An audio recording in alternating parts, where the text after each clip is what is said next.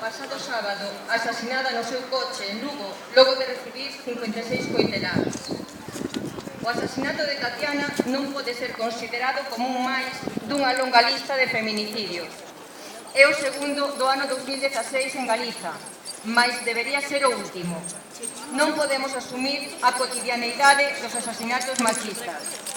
Nos últimos 5 anos, case medio cento de galegas foron asasinadas por mor da violencia machista. Máis de 600 no Estado español, outras tantas en Portugal, e milleiros no mundo. Un feminicidio invisibilizado polos poderes públicos, pola xustiza, polo goberno do Partido Popular, mesmo polos medios de comunicación.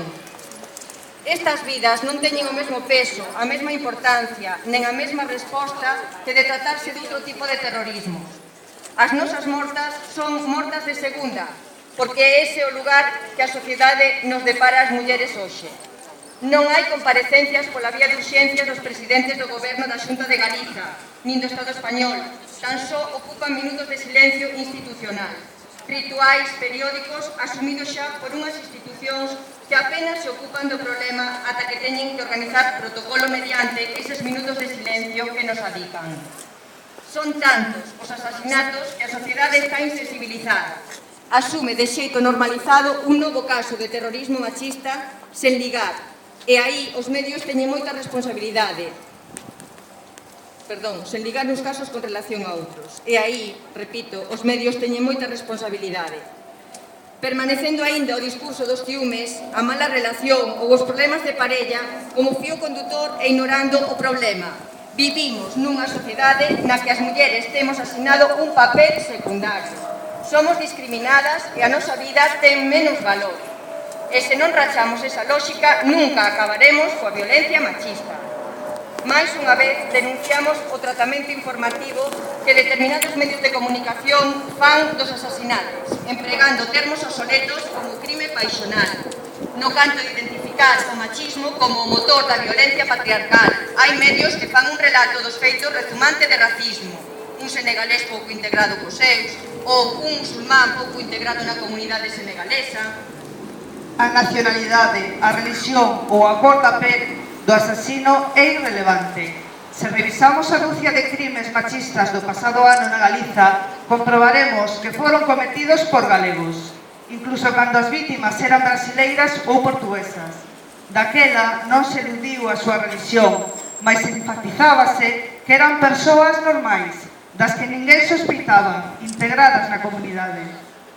Este tipo de cobertura mediática estigmatiza, alimenta o racismo e distrae da verdadeira problemática, a violencia machista. Estamos fartas da violencia, mas tamén da resposta das institucións ás agresións. Berramos ben forte que non vivimos nunha democracia.